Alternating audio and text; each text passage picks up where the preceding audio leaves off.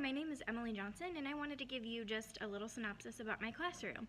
For my practicum, I will be completing the practicum in my own classroom. I am the lead teacher. I have 3 teacher aides and 4 students.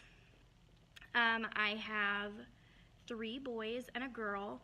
I have a 6th grader, a 7th grader, and 2 9th graders. They are all Caucasian, and English is their first language. They are all diagnosed with autism. They also have some coexisting conditions, such as one of them has been diagnosed with cerebral palsy. There is some mental health disorders involved, but all 4 of them have been diagnosed with autism. The general function levels, just to give you kind of a background, in order to come to the school that I teach at, you have to have an IQ less than 40, and you have to have adaptive skills that are equal to that level. So that is kind of where the functioning level is. All of my students are nonverbal. A few of them have a few words that they use to communicate, but could not be understood by a stranger or uncommon communication partner. So that's kind of what my classroom looks like. I'd first like to show you my morning group board. Each morning we gather together, we talk about who's here, the days of the week, the month, the weather, we go over the classroom rules, and we go over the schedule. Since students develop their ability to vertically sequence first, my schedule is in a vertical format. Each of my students have an individual place to work. Some of them have curtains up to allow for distractors to be visual, distractors to be reduced. All of their work is in cabinets next to their work table. This allows us to access the materials quickly. This is my reading center and music center. In the middle of my classroom is my group table. Since my students have tendencies to be aggressive towards others, I have a very large table so that they can have a very large amount of personal space. Here is the door to the restroom, and then here's the sink. The snacks are kept above the sink. Here's the microwave, the refrigerator. I have all of the dishes. My teacher aides keep supplies there. We do not have it covered up by a curtain because anything that's covered by a curtain, my student wants to get in, but if it's open and he can see everything, then he doesn't want to bother it. Here's my sensory center. We do sensory exercises such as bouncing on a ball, jumping on the trampoline.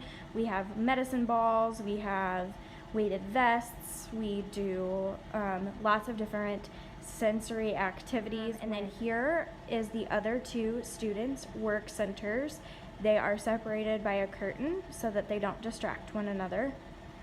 In order to create sort of a boundary for these work tasks, tables, because my students have high elopement behaviors, I have these shelves here with all of the materials that I might need. So here is an example of what today looked like.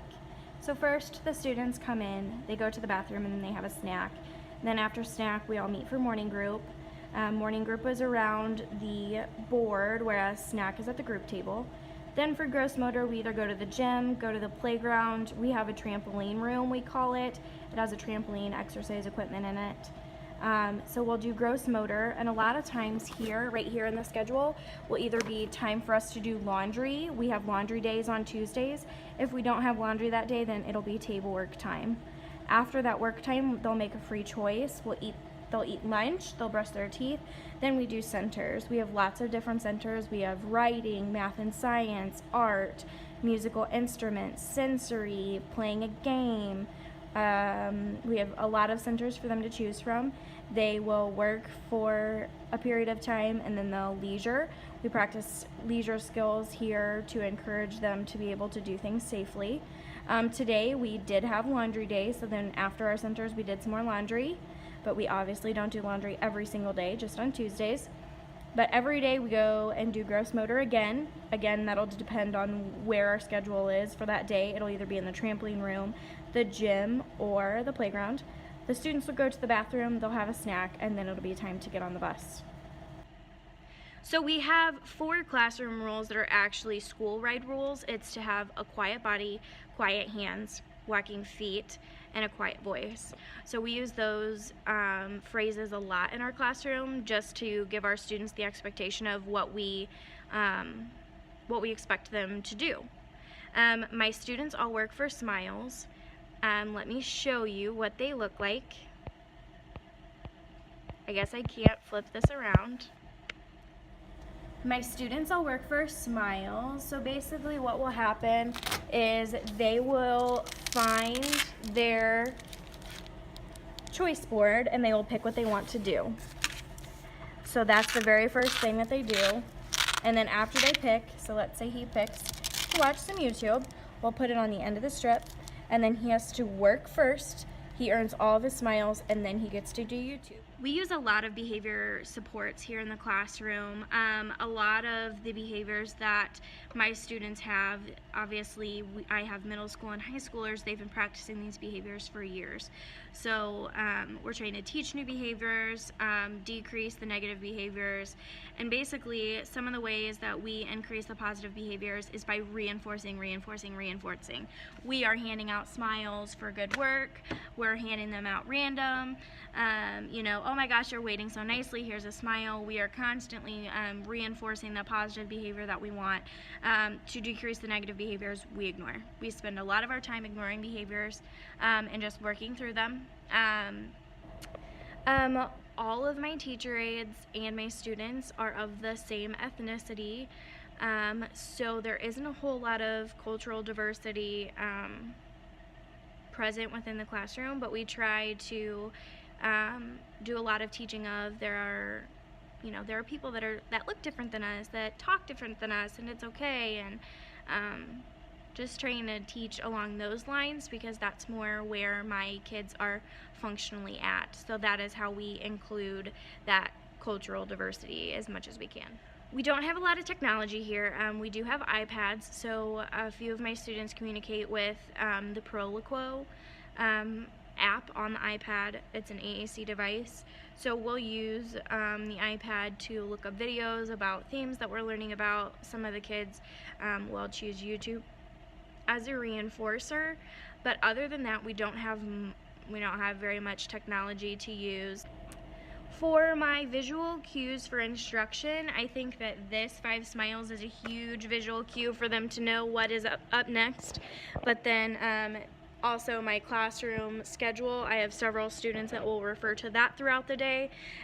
Lastly, I do have students that we make individual schedules for on the back of their Smile. I try to keep my emotional climate the same every day, but obviously things change, behaviors change, feelings change, attitudes, moods, those types of things, but I always try to maintain a positive classroom. We do not scold, we do not yell, we do not raise our voice. If we want a student to do something, we say it in a normal tone, and we continue to say it in a normal tone until that behavior has ended. We do art almost every single day. We'll have an art center, so the kids will paint, cut, color, paper mache, whatever it is. They'll do at least one art project a day. We do music. We'll listen to music. We have music leisure center. We also have a music therapist that comes in and works with each of our kids for a certain amount of time each week, which is a great way to get them involved in music. Movement, we try to get them up, do sensory activities to decrease that overstimulation, jumping, bouncing on a ball, lifting heavy things, anything to just kind of decrease that sensory stimulation. My favorite thing about my classroom is my reading center. I've spent a lot of time categorizing books, so I have categorized them to help not only us find them, but the kids find them. So, but I love my my bean bags and my comfy chair, and I don't have them on right now, but I have Christmas lights that twinkle, so it's just a really nice relaxing space that the kids love to go to.